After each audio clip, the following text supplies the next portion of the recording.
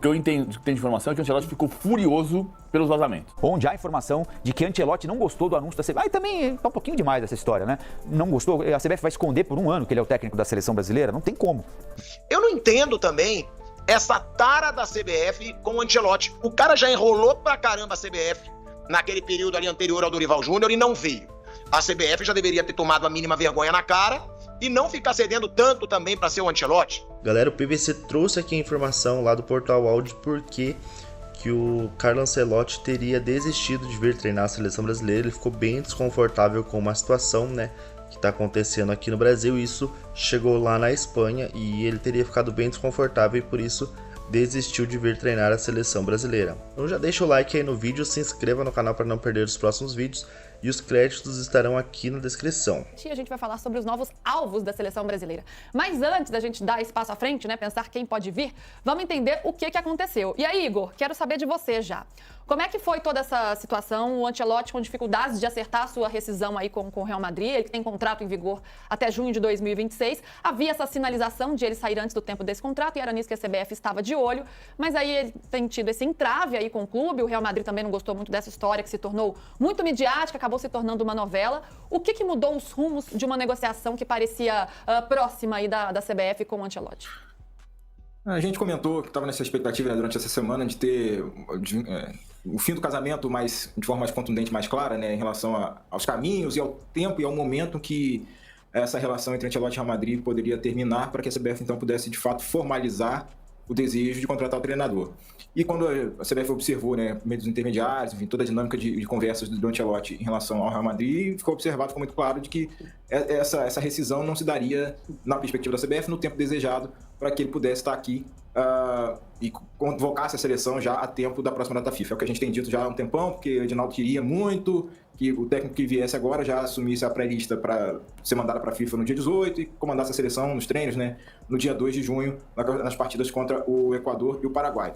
Só que o italiano não conseguiu se desvincular, então não tem técnico desempregado para ser contratado pela seleção brasileira no momento.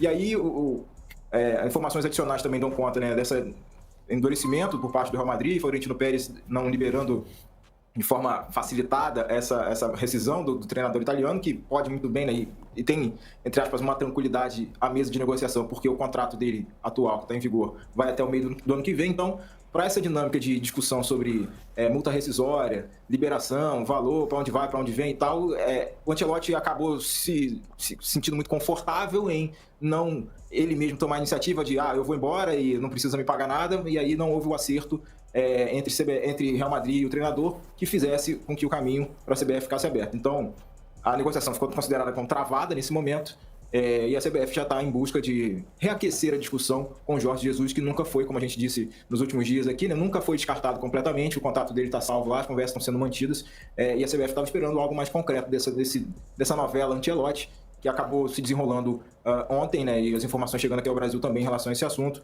e agora os holofotes estão mais voltados para o que pode acontecer na Arábia Saudita, né, nessa discussão entre Jorge Jesus e Al Hilal, para que ele possa também, ao mesmo tempo, e aí aplicando a mesma equação aí, né, na questão do tempo, para que ele possa, a tempo de convocar a seleção e treinar a seleção na próxima data FIFA, possa essas conversas avançarem. E uma diferença que a gente sempre pontuou, que é fundamental entre o Ancelotti e o Jorge Jesus, está no desejo mais explícito do Jesus de vir para cá já de imediato, enfim, essa dinâmica toda que atraiu também a CBF, por isso que a CBF gostou tanto dos movimentos que o Jesus fez.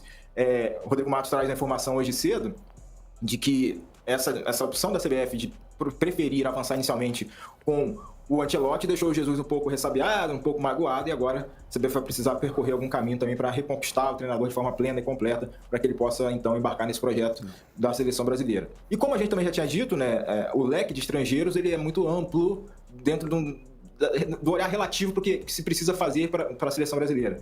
Eu digo isso porque o Abel Ferreira sempre foi um nome que o Edinaldo, para o qual o Edinaldo sempre olhou com gosto, com carinho também, embora a gente tenha dito e a gente saiba que o foco estava realmente nessa negociação com o Ancelotti e com a alternativa imediata, Jorge Jesus. Então a gente precisa aguardar o desenrolar dos fatos, né, a conclusão não só da novela Ancelotti junto ao Real Madrid, para entender se esse distrato vai ser agora, se esse distrato vai demorar mais adiante, se vai ficar para o final da temporada, enfim, tem muitas nuances ainda para a gente entender em relação ao Carlo Ancelotti. A CBF já está abrindo frente com o Jorge Jesus para reforçar essa frente com o Jorge Jesus, melhor dizendo, para ver se destrava alguma coisa com ele.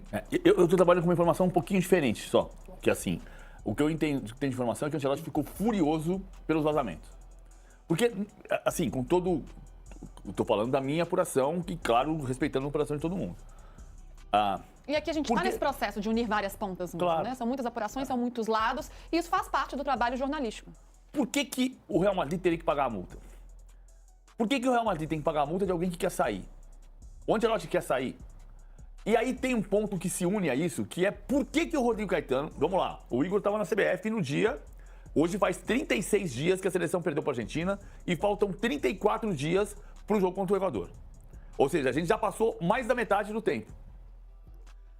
E naquele dia, o Edinaldo disse que o Rodrigo Caetano ia cuidar da negociação do próximo técnico. Né? Não disse? Não disse? Disse, mas não é o que está na prática. Exatamente. Mas o Edinaldo disse que o Rodrigo Caetano ia cuidar disso. E não foi o Rodrigo Caetano que cuidou. Quem estava cuidando disso e estava vazando o nome o tempo inteiro do Diego Fernandes, que é o parceiro do Neymar de Blazer. É isso que ele é, o parça de Blazer. Qual é o currículo do Diego Fernandes? É ter tirado foto com a Viola Davis e ter fracassado na negociação do Ancelotti. E o Pepe Costa, que era o faz-tudo no Messi. Que são dois caras próximos da família Neymar. Foram esses caras que foram negociar. E esses nomes vazaram desde o início. No dia que o Real Madrid perde para o Arsenal, vaza o nome do Diego Fernandes. E aí começa a vazar um monte de informação na imprensa espanhola. E a informação com a qual eu trabalho é que o Ancelotti ficou furioso que cada vez que ele falava alguma coisa com alguém, surgia informação na imprensa. E por que o Rodrigo Caetano não foi? Se o Edinaldo disse que quem ia cuidar da negociação era o Rodrigo Caetano, seria um diretor de seleções, por que você esvazia esse cargo? Assim, eu tenho muito caminho parecido com o que você tem de apuração. E o que me argumentaram foi o seguinte, que a CBF estava muito cuidadosa, muito cautelosa, por causa da história dele com o Real Madrid. Pô, não é fácil você, de repente, receber ou tirar um treinador que é multicampeão, maior treinador do Real Madrid. Então a CBF não queria, entre aspas, atropelar o Real Madrid, a saída do Real Madrid. Só que nisso, esses intermediários davam à CBF uma certeza de que o Ancelotti já tinha dado positivamente o sinal. No domingo eu recebi uma ligação falando, já tem um acordo verbal. Já tem um acordo verbal. Eu falei, mas como assim, um acordo verbal? Edinaldo apertou a mão do Ancelotti, os dois fizeram uma videochamada. Não, os representantes, os intermediários, já tiveram o sinal positivo do Ancelotti. Só que quando você ia na CBF, silêncio total, ninguém falava nada, todo mundo pregando cautela, pé no chão, aquela coisa toda. Então, a sensação que eu tenho é que ficou um muro no meio dessa negociação. Um muro onde as pessoas não se comunicavam e ficou vazando muita coisa vinda da Europa. É, porque o nosso querido Edinaldo entregou para quem não tem autonomia para isso. Qual é a história do Diego Fernandes? É tirar foto, é ser empresário, dono da O8, como é que fala o nome da empresa dele? Que é uma intermediadora bancária, e ser amigo da família Neymar. Cara, o Ancelotti não gostou desse cenário. Hoje, o que me parece é o seguinte, primeiro ponto, se eu sou o Edinaldo e eu não sou, eu entro na CBF e chamo o Rodrigo Caetano e falo assim, Rodrigo, conserta isso aqui pra mim. E aí o Rodrigo Caetano vai ligar pro Jorge Jesus e dizer, cara, não, você tá bravo, tá chateado? Toda razão, tem toda razão. Mas, PVC, deixa eu voltar num ponto aqui que pra mim é básico. A CBF lá, através de seus representantes, estavam conversando com o Ancelotti. O Ancelotti falou que sim, quero ir. Mas, gente, tem o Real Madrid na parada, tem um contrato em vigor, tem dinheiro envolvido. Não era básico a CBF ir atrás do Real Madrid? Não, então, e o ponto é o seguinte, pro Ancelotti, o problema não é a multa de rescisão. O problema é que se o Real Madrid rescindir com o Ancelotti recebe todos os 20 milhões de euros do contrato da próxima temporada. Ele passa a receber todo o contrato ano que vem. Ele não vai rescindir o contrato com o Real Madrid. Quando você fala, eu citei Mas ontem... isso já era sabido, que existia esse contrato, essa multa, o contrato até 2026. Foi o que eu citei ontem do Felipe Maria Ritt, que é o repórter da Gazeta dello Sport. Na minha opinião, a melhor matéria de ontem que eu li foi do Felipe Maria Ritt na Gazeta dello Sport, que dizia que não estava fechado, que não estava sacramentado e que o Ancelotti não sairia porque ele tem uma palavra-chave na carreira dele que é fidelidade. Fidelidade, leia-se, ele não vai abrir mão do contrato do ano que vem. Então isso tinha que ser muito bem conduzido. Mas por que você conduz com dois intermediários se você um mês atrás disse que quem vai conduzir é o seu diretor de seleções, que está contratado para isso? E como que você dá como certo? Você tá atrás de uma pessoa, só que ela é comprometida. E esse casamento não foi desfeito. Como é que você dá isso como certo? Pra mim isso é tão básico, é difícil de compreender, Igor. Em algum momento, e Hernan também, né? A CBF foi atrás do Real Madrid, porque não adianta só o Ancelotti querer ou dizer, eu tenho vontade. Tem um contrato em vigor, tem o lado do Real Madrid também. Por mais que já houvesse uma sinalização de que ele sairia, por mais que o Xabi Alonso já seja aí cotado para assumir o time, inclusive pelas matérias que a gente tá lendo, já tá Ele tem que rescindir o contrato com o Bayern Leverkusen. já está até falando em reforço, indicando Exato. reforço, mas tem que rescindir um contrato primeiro. E até por isso, assim, porque o discurso na CBF ele não era tão otimista quando a imprensa espanhola dizia, alardeava. Ancelotti disse sim, a CBF e tal, então o que vinha da CBF é calma, não fechamos nada ainda, vamos esperar. Igor, a imprensa brasileira também. Tem... Nós, imprensa brasileira, também. Sim. Também. Mas tá muito vivo na minha mente a capa do Marca, então por isso que eu fiz a referência Sim. também. Então, quando vem a onda, fechou, hein, tá vindo, tal, a CBF fala, opa, não fechamos ainda, não tem contrato em trâmite aqui no meu departamento jurídico, tal, eles estavam com um freio de mão um pouco mais puxado, pelo menos no discurso que chegou pra gente, pra mim, pro Rodrigo Matos aqui, Thiago Arantes, que a gente tem apurado também, enfim, nessa situação toda. E ao mesmo tempo, quando desencadeia tudo ontem que deu ruim, o que vem da Barra da Tijuca calma, vamos ver, vamos esperar e tal. E a informação também que teria hoje uma reunião com entre o Ancelotti e o Florentino Pérez para ver se tem algum tipo de solução para esse entrave que tem atrapalhado a questão do tempo. Parece que a gente está andando em ciclo aqui nessa novela toda, um negócio fala uma coisa, outro negócio... Então a gente muito tiroteio de informação, a gente está tentando se organizar e construir a narrativa com base no máximo de gente possível que está participando dessa história. Por isso que eu estou pontuando isso aí. Sobre o que você perguntou, Luísa, sobre o contato direto com o Real Madrid, a política do Edinaldo é sempre consultar o presidente do clube em questão ou esperar para ver se o treinador vai ficar livre no mercado para vir. Ele fez esse modus operandi que ele fez quando fez o negócio do Fernando Diniz, com o Dorival depois nessa busca depois para preencher o lugar, né, que estava no São Paulo. Então ele sempre diz que consulta o presidente em questão quando o treinador está empregado. Só que essa forma, até certo ponto, passiva de esperar as coisas, isso deixa a CBF refém de tudo que está fora da CBF.